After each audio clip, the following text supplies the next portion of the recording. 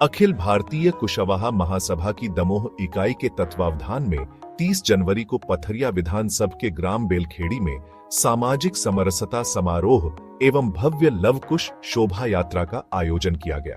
इस अवसर पर वक्ताओं ने कहा कि जबलपुर हाई कोर्ट ने ओबीसी के 27% आरक्षण के खिलाफ लगाई गई याचिका को खारिज कर दिया है।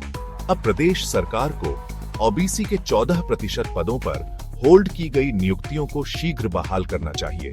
इस मौके पर सम्राट अशोक क्रांति सेना के राष्ट्रीय अध्यक्ष योगेंद्र कुशवाहा ने समाज की एकता, शिक्षा और समरसता को बढ़ावा देने पर जोर दिया। इस कार्यक्रम में समाज के वरिष्ठ नेताओं, महिलाओं और युवाओं ने उत्साहपूर्वक भाग लिया। करते हुए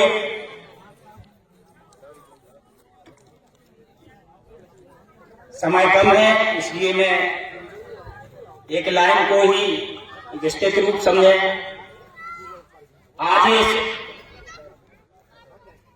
गर्मामयी कार्यक्रम के मंच पर मुख्य अतिथि माननीय लखन पटेल साहब, पूर्व विधायक महोदया, जिला पंचायत अध्यक्ष महोदय, जनपद अध्यक्ष महोदय, समस्त जिला पंचायत सदस्य, जनपद सदस्य और सरपंच महोदय, सभी समाजों के सामने बैठे पितातुल्य वरिष्ठ बुजुर्ग, हम उम्र साथी, युवा और नारी शक्ति को मैं नमन करता हूं, वंदन करता हूं और अभिनंदन करता हूं।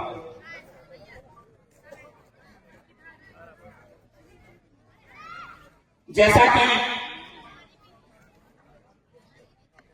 मैं ओबीसी महासभा से एक जिम्मेदार साथी होने के नाते हमारी जो लड़ाई है मैं उसको सभी के संज्ञान में लाना चाहता हूं। माननीय मंत्री महोदय और समस्त हमारे युवा क्रांतिकारी साथी कि जिसकी जितनी संख्या भारी उसकी उतनी हिस्सेदारी। यह लड़ाई सभी की है, इसमें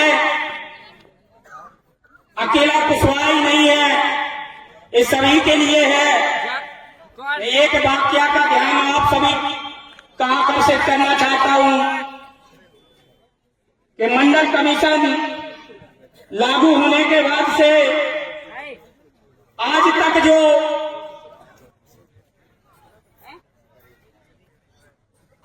बेलखेड़ी ग्राम में इस कार्यक्रम के दौरान मैं आप सबको याद दिलाना चाहता हूं कि इस बुंदेलखंड के शेर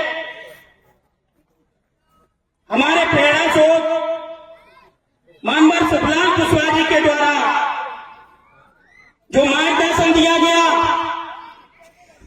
उसको चाहे इस प्रदेश में बीजेपी की सरकार हो और चाहे कांग्रेस की सरकार रही हो, जो आह्वान उनके द्वारा किया गया कि मध्य प्रदेश की मजबूरी है और पिछड़ा वर्ग का मुख्यमंत्री जरूरी है, उसको लेकर के चाहे बीजेपी हो और चाहे कांग्रेस हो, उसी धुरी के इर्द गिर्द घूमना मजबूरी हो गया है। बहन सुश्री उमा भारती जी,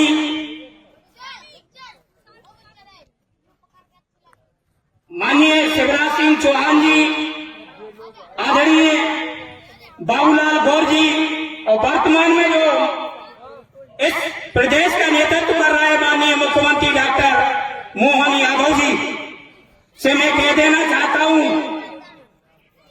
कि शासन की ओर से जो प्रशांत सिंह अधिवक्ता जी के द्वारा जो ओबीसी के 14% होल्ड करके रखा था, जो ओबीसी का होल्ड चाहे वो शिक्षा विभाग हो तभी में 14% होल्ड रोक करके रखा था। हमारे लाखों लाखों युवा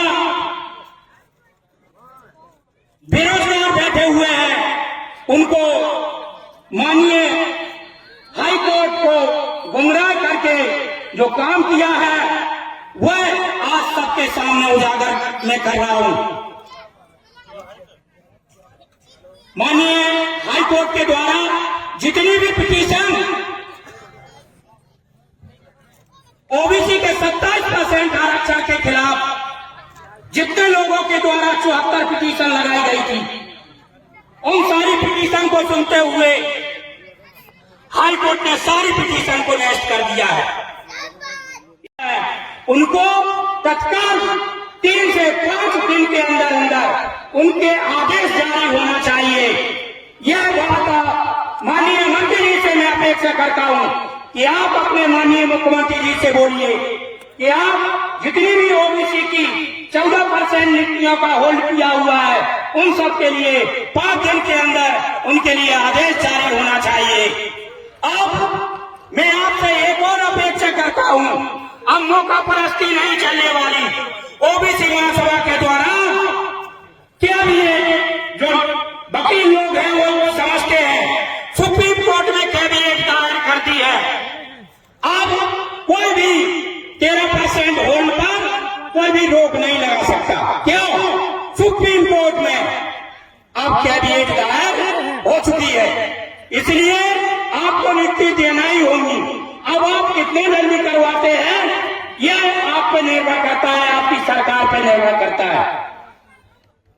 मैं आपसे निवेदन करता हूं, आग्रह करता हूं कि आप सभी इस ओबीसी का बेटा होने आज की बेलखेड़ी इकाई द्वारा आयोजित इस महत्वपूर्ण सभा में हमारे बीच में उपस्थित इस क्षेत्र के विधायक व प्रदेश के मंत्री आदरणीय लखन पटेल जी, हमारे बीच में उपस्थित जिला पंचायत के अध्यक्ष भाई गौरव पटेल जी, हमारे बीच में उपस्थित संत श्री त्यागी जी, श्री दुबे जी, हमारे बीच में उपस्थित भारतीय जनता पार्टी के पूर्व अध्यक्ष श्री नरेंद्र व्यास जी, जिला पंचायत के उपाध्यक्ष प्रतिनिधि भैया धर्मेंद्र कटारे जी, हमारे बीच में उपस्थित जनपद पंचायत की अध्यक्षा श्रीमती रामरानी मंगल कुशवाहा जी, हमारे बीच में जिला कुशवाहा समाज के अध्यक्ष, हमारे बीच में राष्ट्रीय अशोक सेना के अध्यक्ष भाई योगेंद्र कुशवाहा जी,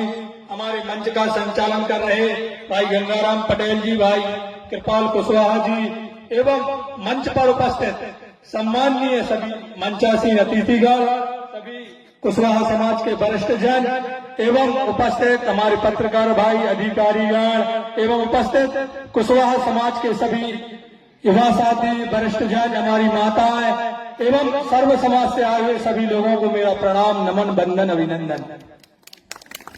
सर्वप्रथम मैं भैया मोहन कुशवाहा जी को बहुत बहुत साधुवाद देता हूं कि उन्होंने अपने माता पिता के भारत दर्शन, चारों तीर्थ धामों के दर्शन उपरांत समाज में जागृति के लिए जो अलग जगाने के लिए कार्यक्रम किया, आप साधुवाद के काबिल हैं, आपको बहुत बहुत साधुवाद।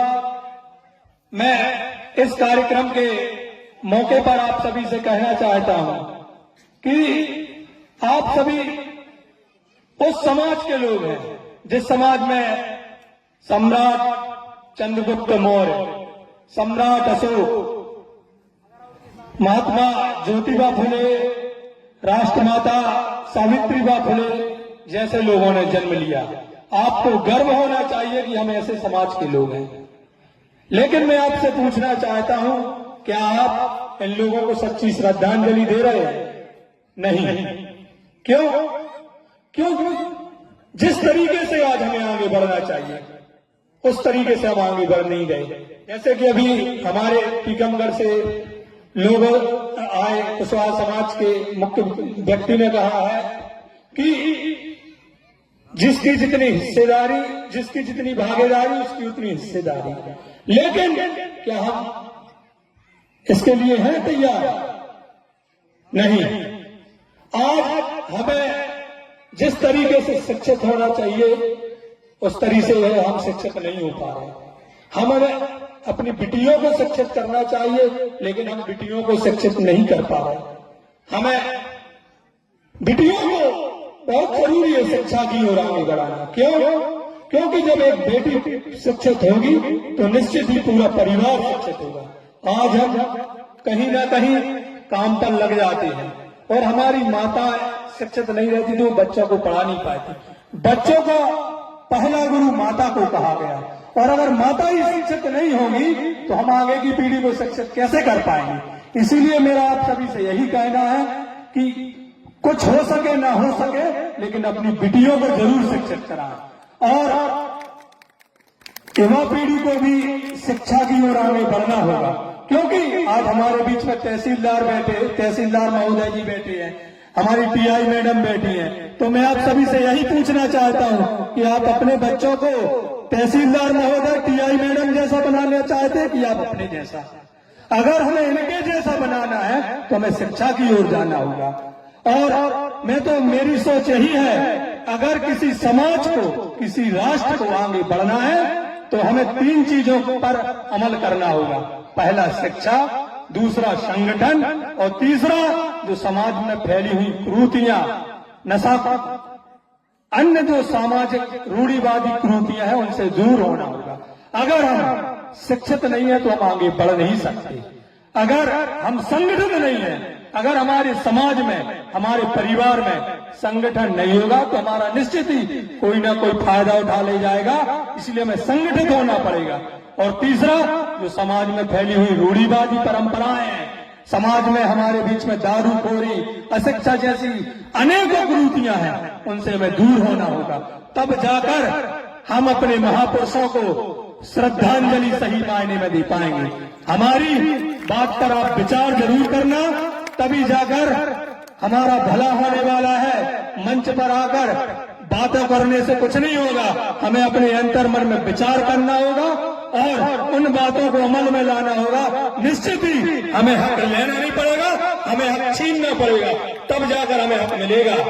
और हमें इस कार्यक्रम में बुलाने के लिए भाई मोहन जी ने आतिथ्य रूप में बुलाया। भाई मैं मोहन जी का और तमाम कुशवाहा समाज के लोगों को बहुत बहुत धन्यवाद करता हूं।